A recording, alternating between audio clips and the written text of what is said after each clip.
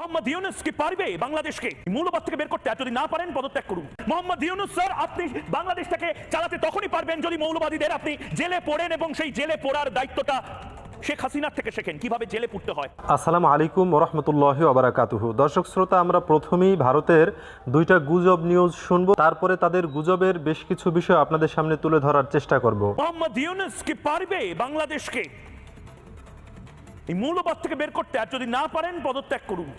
দর্শক, আপনারা যারা সাম্প্রতিক সময় সোশ্যাল মিডিয়ায় চোখ রাখছেন তারা হয়তো এই ব্যক্তিকে অবশ্যই চিনে থাকবেন। তিনি জোরে জোরে গলা চেঁচিয়ে অনেক গুজব ছড়িয়ে বেড়ান বাংলাদেশের বর্তমান পরিস্থিতি নিয়ে, এবং বাংলাদেশের যে সরকার গঠন হয়েছে শেখ হাসিনা সরকারের পদত্যাগের পর থেকেই ভারতের মাথা অনেকটা নষ্ট হয়ে গিয়েছে। তারা একটা বিশেষ মাসের কুকুরের মতো খেপে গিয়েছেন, যার কারণে বিভিন্ন ধরনের গুজব তারা তাদের দেশে ছড়িয়ে বেড়ায়। বর্তমানে পুরাতন অনেক ভিডিও এবং পুরাতন অনেক ফুটেজ দেখিয়ে তারা তাদের দেশে ছড়িয়ে বেড়াচ্ছে যে বাংলাদেশের যেই সংখ্যালঘু হিন্দু এবং অন্যান্য সম্প্রদায়রা রয়েছেন তারা অনেকটাই নির্যাতিত, তাদের মন্দিরগুলো ভাঙা হচ্ছে, এমন অনেক প্রোপাগান্ডা তারা ছড়াচ্ছে। সাথে সাথে ডক্টর ইউনূসকে তারা বলেছেন যে যদি মৌলবাদ অর্থাৎ এদেশের আলেমোলামা যারা রয়েছেন তাদেরকে যদি দমাতে না পারে, তাদেরকে যদি কারাগারে রাখতে না পারে, তাদেরকে যদি শেখ হাসিনা সরকার যেভাবে আলেমদেরকে দমিয়ে রেখেছিল, আলেমদের উপরে বর্বরতা চালিয়েছে, আলেমদের উপরে যেভাবে তিনি পাশবিকতার স্টিম রোলার চালিয়েছিলেন, তেমনিভাবে যদি ডক্টর ইউনূস না পারেন তাহলে যেন ডক্টর ইউনূস পদত্যাগ করেন, এমন একটা কথা তিনি বলেছেন। এছাড়াও তিনি ডক্টর ইউনূসকে আরও একটা চাঞ্চল্যকর কথা বলেছেন এবং অবাক করার কথা বলেছেন। আপনারা সেটা শুনলে চমকে উঠবেন। চলুন সেটাও একটু দেখে আসি। মোহাম্মদ ইউনূস স্যার, আপনি বাংলাদেশটাকে চালাতে তখনই পারবেন যদি মৌলবাদীদের আপনি জেলে পড়েন এবং সেই জেলে পড়ার দায়িত্বটা শেখ হাসিনার থেকে শেখেন কিভাবে জেলে পুড়তে হয়। তাতে ভারত এবং বাংলাদেশ দুই দেশেরই অনেক অনেক লাভ হবে, অনেক অনেক লাভ হবে। এখন আলেমদেরকে যদি জেলে আটকে রাখা হয়, বন্দি করা হয়, সেক্ষেত্রে বাংলাদেশ ভারত উভয় দেশেরই লাভ। আচ্ছা, আমরা আমাদের খাবার খাইয়া আপনাদের লাভ আমরা কিসের জন্য করতে যাব? কিসের জন্য আমাদের দেশের সরকার আলেম সমাজকে জেলে ভরবে, যেখানে এই জুলুম নির্যাতন এত বছর ধরে যে শেখ হাসিনা করেছে?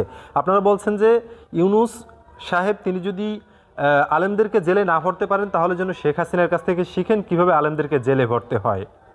এখন কথা হলো গিয়ে, শেখ হাসিনা যেই স্বৈর শাসন এতদিন চালিয়েছে, শেখ হাসিনা যেভাবে সাধারণ মানুষের উপরে বর্বরতা চালিয়েছে, শেখ হাসিনা যেভাবে আলেমদের উপরে জুলুম নির্যাতন, আলেমদেরকে হত্যা গুম খুন এগুলো করেছেন এতদিন, সেই বিষয়গুলো থেকে মুক্ত হওয়ার জন্য বাংলাদেশের সাধারণ মানুষ যাতে শেখ হাসিনার এই স্বৈর শাসন থেকে মুক্তি পায়, সেজন্যই মানুষ এতদিন যুদ্ধ করেছে। অনেকগুলো তাজা প্রাণ তাজা রক্ত তারা বুকের ঢেলে দিয়েছে বাংলার এই জমিনে, বাংলার জমিনকে শেখ হাসিনার কলঙ্ক থেকে মুক্ত করার জন্য।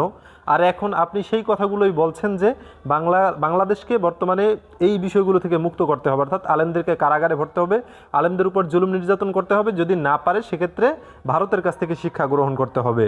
এখন এরা হলো গিয়ে ভাদ্র মাসের যেই কুকুর আছে, ভাদ্র মাসের কুকুরের মতো হয়ে গিয়েছে হাসিনার পদত্যাগের পরে, কারণ এখন তারা দেখতেছি ইলিশ পাচ্ছে না। বাংলাদেশ থেকে এই সিজনটায় অনেক ইলিশ পাঠানো হতো ভারতে, কিন্তু সেই ইলিশ না পেয়ে এখন তাদের মাথা নষ্ট হয়ে গিয়েছে। এতদিন সীমান্তে যেই সুযোগ সুবিধা পেয়েছে, এতদিন হাসিনার দ্বারা যে সমস্ত সুবিধা তারা ভোগ করেছে, সেগুলো না পাওয়ার কারণে তারা পাগলা কুকুর হয়ে গিয়েছে। এখন বাংলাদেশ নিয়ে অনেক গুজব তারা ছড়িয়ে বেড়াচ্ছে। তারা বলছে বাংলাদেশের এই পরিস্থিতি যদি চলতে থাকে তাহলে ভারতকে বাংলাদেশের 1 কোটি হিন্দুদেরকে নিতে হবে, অথচ বাংলাদেশের কোথাও কোনো হিন্দু মন্দিরে আক্রমণ হচ্ছে না। যেখানে যেখানে হচ্ছে সেখানে অনেক ক্ষেত্রেই হিন্দুরা নিজেরাই নিজেদের মন্দিরে আক্রমণ করছে, ভাঙচুর করছে, এবং অনেক জায়গায় আওয়ামী লীগের যে সমস্ত প্রেতাত্মারা রয়েছে তারা সেই মন্দিরগুলো ভাঙছেন, যাতে করে ভারতকে দেখাতে পারে যে এখন বাংলাদেশের সাম্প্রদায়িক অস্থিরতা দেখা যাচ্ছে, তোমরা একটু আমাদেরকে বিভিন্ন হাড্ডি পাঠাও, নয়তো তোমাদের দেশের যেই কুকুররা রয়েছে তাদের আমাদের বাংলাদেশে পাঠিয়ে আমাদের বাংলাদেশের অবস্থাটা অস্থিতিশীল করে তোলো। এ ধরনের কিছুই চাচ্ছে বাংলাদেশে কিছু আওয়ামী লীগের প্রেতাত্মা এবং ইসকনের কিছু লোকেরা। দর্শক, আপনারা অনেক জায়গায় হয়তো ইতিমধ্যে দেখেছেন যে মাদ্রাসার ছাত্ররা, হুজুররা, মুসলিমরা তারা হিন্দুদের মন্দিরগুলো পাহারা দিচ্ছে, কারণ হিন্দুরা নিজেরাই সেই মন্দিরগুলো ভাঙছেন। এবং তার অন্যতম একটা প্রমাণ হলো হিন্দু মহাজোটের যেই প্রধান রয়েছেন গোবিন্দ সাহেব, তিনি এই বিষয় নিয়ে কথা বলেছেন। তিনি জানিয়েছেন যে হিন্দুরা নিজেরাই নিজেদের মন্দির ভাঙছেন এবং আওয়ামী লীগের বেশ কিছু লোক নির্দিষ্ট কিছু ফায়দা হাসিলের জন্য, উদ্দেশ্য অর্জনের জন্য এই কাজগুলো তারা করছে। এজন্য এতে বিচলিত হওয়ার কিছু নাই।